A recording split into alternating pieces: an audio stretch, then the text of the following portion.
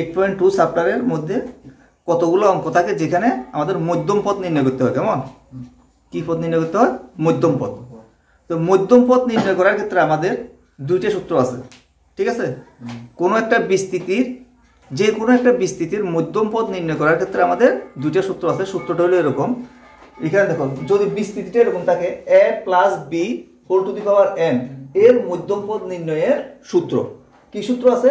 প্রথম এক নাম্বার সূত্র n যুগ্ম, মানে এই যে উপরের টার্মটা এটা যদি জোড় হয়, যুগ্ম হলে তখন মধ্যম পদ কি n/2 প্লাস 1 তম পদ, মানে এত নাম্বার পদটা। কেমন?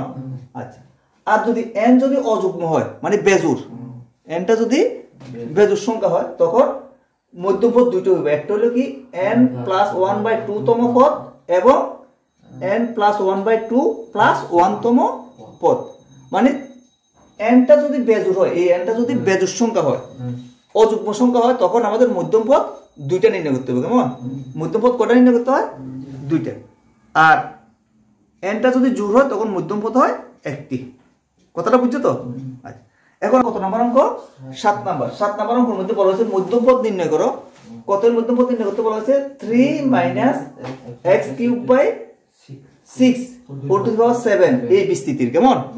এই বিস্তৃতির মধ্যম পদ নির্ণয় করো। তাহলে আমাদের এখানে প্রথম কাজ কি? প্রথম কাজ হলো আমাদের দেখতে হইব এই যে উপরে যে সংখ্যা আছে এটা জোড় না বেজোড়, এটা আমাদের দেখতে হইব। অযুগ্ম। এটা কি কি সংখ্যা? এটা অযুগ্ম। 7 আছে, তাহলে অযুগ্ম। তাহলে অযুগ্ম হলে আমাদের কি হবে? মধ্যম পদ দুইটি মধ্যম পদ হবে। কেমন? তাহলে প্রথম মধ্যম পদ কত? n প্লাস 1/2 তম পদ এবং n প্লাস 1/2 প্লাস 1 তম পদ। তাহলে এখানে লেখো, প্রথমে লিখবে এইখানে n = 7 অযুগ্ম।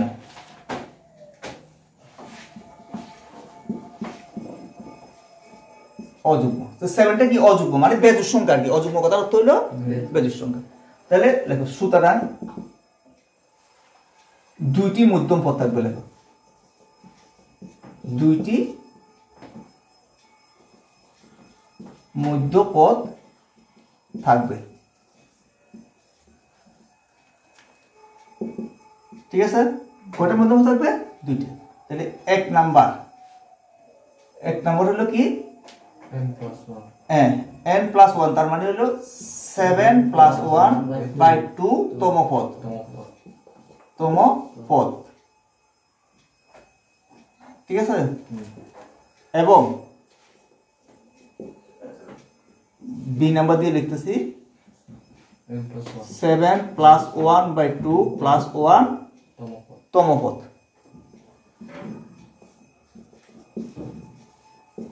কথাটা বুঝে গেছো তো? তাহলে দুইটা মধ্যম পদ থাকবে। একটা কত? 8 প্লাস 1/2 তম পদ এবং না 8 না 7 প্লাস 1/2 তম পদ, আর এটা হলো 7 প্লাস 1/2 প্লাস 1 প্লাস 1টা এখানে লিখছিলাম প্লাস 1 তম পদ। ঠিক আছে? তাহলে এবার এটাকে আমরা লিখি a। তাহলে এই যে প্রথমটা কি আছে এখানে? তাহলে এখানে 7 এর কত? 8, তার মানে হলো 4 তম পদ এবং বি নাম্বারটা কত আছে? তাহলে 5 তম পদ। 5 তম পদ বুঝছি না? কিন্তু আমার কথাটা বুঝা যাচ্ছে তো? মানে কত নাম্বার পদটা মধ্যম পদ হবে সেটা আমরা নির্ণয় করলাম, কিন্তু মধ্যম পদটা আমরা নির্ণয় করছি না। তাহলে আমাদের এখানে কাজ হলো কি? 4 তম পদ নির্ণয় করতে হইব। আর একটা কত তম পদ নির্ণয় করতে হবে? এখানে 5 তম পদ। তার মানে 4 নাম্বার পদ, আর একটা হলো 5 নাম্বার পদ আমাদের নির্ণয় করতে হবে। কেমন? কত নাম্বার পদ নির্ণয় করতে হবে আমাদের? 4 নাম্বার পদ, আর একটা হলো 5 নাম্বার পদ। কথাটা বুঝা গেছে? আচ্ছা, তাহলে 4 নাম্বার পদ নির্ণয় করার জন্য এবারে আমাদের এখানে আগে যে সূত্র শিখছিলাম এখানে সাধারণ পদ নির্ণয়, ওই সূত্রের সাহায্যে আমরা নির্ণয় করতে পারি। কেমন? তো সাধারণ পদের সূত্রটা কি ছিল? তাহলে এখানে সাধারণ পদের সূত্র ছিল এরকম tr+1 = ncr a to the power r b to the power r। ঠিক আছে? তাহলে এখানে এই যে আমাদের r+1টা একবার হলো কত? 4, আর একবার হলো r+1টা 5। ঠিক আছে? তাহলে এখানে r+1, তাহলে আমরা যখন 4 যখন লিখুন তখন কি লিখুন? এখানে দেখো 4 লেখার সময় আমরা লিখতে হবে এরকম যে 4টা মিলে, তাহলে আমরা কি করতে হবে এখানে? তাহলে এটা লিখুন হলো এরকম টি 3 প্লাস 1 4 মিলে দিলে কত 3 প্লাস 1 না সাইতম হতো তাহলে এখানে লিখি আমরা এখানে n এর মান কত এখানে 7 n এর মান হলো 7 c আর এর মান কত 3 4 না কিন্তু এটা মনে রাখতে হবে আর এর মান 3 কতটা বুঝছো তো আর এর মান হলো 3 ইনটু a এর মানটা কত এখানে a কোনটা 3 তাহলে 3 টু দি পাওয়ার n এর মান হলো 7 মাইনাস 3 আবার b এর মান কোনটা এখানে না x কিউব বাই 6 এর মাইনাস আছে সামনে কেমন x cube by 6 whole to the power r হলো কত 3 এতটুকু বুঝছো এখানে 7 c তো তাহলে factorial 7 divided by factorial 7 divided by factorial 3 factorial 7 minus 3 আর এখানে কত আসে 3 to the power 4 আচ্ছা আর এখানে দেখো এখানে মাইনাস আছে তো তো মাইনাসের উপর বেজোর সংখ্যা তাহলে বেজোর সংখ্যা হলে পুরো টার্মটা কি হবে মাইনাস হবে তাহলে মাইনাসটা আমরা সামনে লিখব কেমন আচ্ছা এখানে এই যে মাইনাসটা সামনে দিয়ে লিখলাম বুঝছো তো মাইনাস তারপর এখানে x কিউব এর উপর আবার কিউব আছে কেমন তাহলে এটা কত হইব 6 হইব 27 তিনে তিনে গুণ হইব তো কেমন তিনে তিনে গুণ করলে 27 কি হয় 3 into 3 করলে কত 9 3 3 কে কত 9 এই যে এটার সঙ্গে এটা গুণ তো 3 3 কে কত 9 তাহলে কত হইব x টু দি পাওয়ার 9 আর নিচে হলো হ্যাঁ 6 কে 3 বার গুণ করো কেমন 6 গুণ 6 গুণ 6 বুঝছো তো 6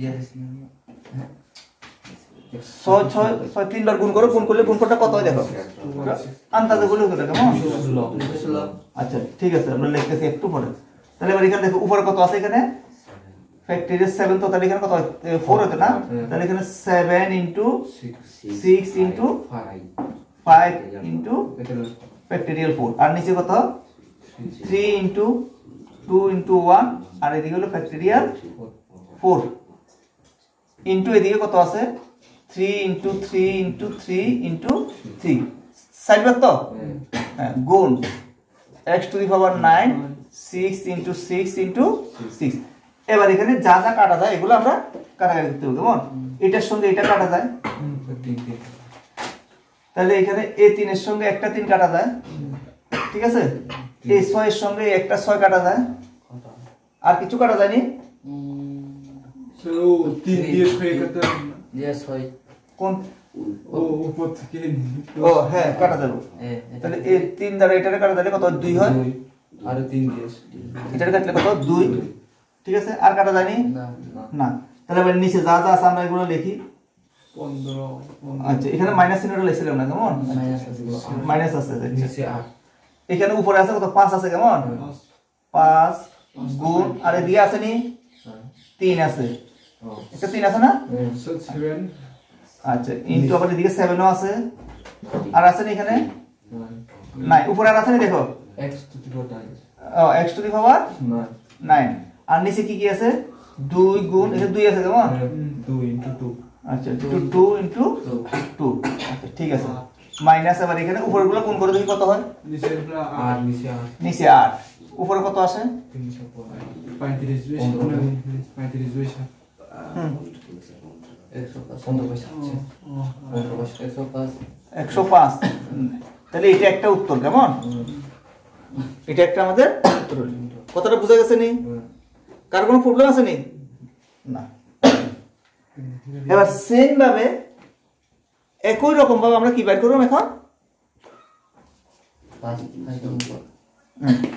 5 নাম্বার পদ কেমন তাহলে একই রকম ভাবে 5 নাম্বার পদটা বের করব আমাদের এটা একটা উত্তর হলো কেমন কারণ আমরা আগে বলেছি এখানে কি 6 নাম্বার পদ এবার পঞ্চম পদ বের করব পঞ্চম পদ বের করার জন্য লিখব এখানে t 4 + 1 t কি লিখতে হবে এখানে 4 + 1 equal to t 4 + 1 equal to তাহলে কত হবে এখানে 7c4 3 to the power 7 minus minus 4 minus x cube divided by কত 6 হোল টু দি পাওয়ার 4 এতটুকু ক্লিয়ার বুঝা আছে তো আচ্ছা তাহলে কত লিখব এখানে ফ্যাক্টরিয়াল 7 ঠিক আছে divided by factorial 4 factorial 7 minus 4 into 3 to the power কত এখানে 3 ইনটু এখানে মাইনাসটা কিন্তু প্লাস হয়ে যাবে কেন প্লাস হবে এখানে উপরে জোড় সংখ্যা আছে কেমন হ্যাঁ তাহলে এখানে এটা গুণ করে 3 4 কত 12 x টু দি পাওয়ার 12 নিচে হলো 6 ইনটু 6 ইনটু 6 ইনটু 6 তাহলে এখানে 4টে 6 হবে কেমন আচ্ছা এবার এটাকে ক্যালকুলেশন করব আগের মতো কেমন তাহলে এটা কত আসে 3 আসে না আচ্ছা এদিকে তো 4 হয় 4 আছে তাহলে এখানে factorial 7 into 6 into 5 into 4 into factorial 4 ঠিক আছে ফ্যাক্টরিয়াল 4 আছে তো নিচে 3 লিখতে লিখতে পারি 3 লিখতে এটা কাটা যাবে 4 লিখতে এটা কাটা যাবে আর কি ফ্যাক্টরিয়াল 4 ইনটু ফ্যাক্টরিয়াল কত 3 ওই যে 4 এর পরে কাটার জন্য আর কি ফ্যাক্টরিয়াল 4 বুঝছো তো একই কথা কেমন তাহলে এবার দেখো এরপরে গুণ এটা কত আছে এখানে 3 তো 3 ইনটু 3 ইনটু 3 গুণ x to the power 12 6 into 6 into 6 into 6 এবারে কাটাকাটি করো কি আসে এখানে এটা কাটা যায় কেমন আচ্ছা ফ্যাক্টরিয়াল 3 টাকে আমরা এভাবে লিখি 3 ইনটু 2 ইনটু 1 আচ্ছা তাহলে 3 দুগুণা 6 এটা দ্বারা এটা কাটলে 2 হয় 2 দ্বারা এটা কাটা যায় কেমন আচ্ছা তাহলে এদিকে নিচে আর নাই এদিকে আছে কত 2 এটা দ্বারা এটা কাটলো 2 এটা দ্বারা এটা কাটলে 2 আর বাকি আছে নি নাই তাহলে উপরে উপরে কি আছে এটা লেখো তারপর আগের মতো গুণ করো কেমন হ্যাঁ নিচে তো কত হয় 4 দুগুণে 8 8 দুগুণে 8 8 6 টা কত 48 তাহলে নিচে হয় কত 48 কেমন 48 নিচে 48 এবার উপরে কত থাকে দেখো 7 ইনটু 5 করো দেখি কত হয় 5 7 35 আর আছে না উপরে নাই তাহলে উপরে হলো কত 35 আর x টু দি পাওয়ার কত 12 এটা আরেকটা উত্তর